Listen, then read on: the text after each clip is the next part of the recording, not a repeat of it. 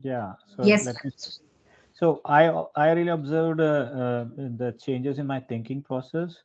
So one of the main reason I couldn't I the reason I joined this program was to have focus.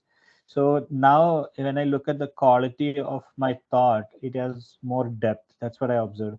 So earlier I was like my mind was shifting here and there.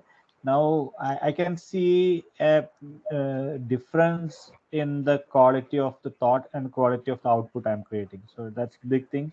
Even because that meditation we practiced, activating Chakras. the chakras and going to the universe and galaxies and going to the core of that core of earth.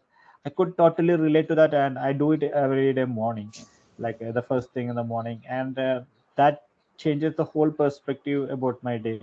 So I get a lot of clarity about what needs to be done on each day.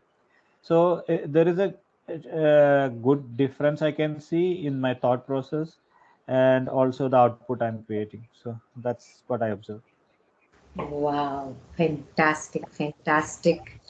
Come on, that's really very good news that you observed Yes, yourself. That's the best part. yes, yes. I Very can good. see the Very difference. happy Yeah. to see. Very happy to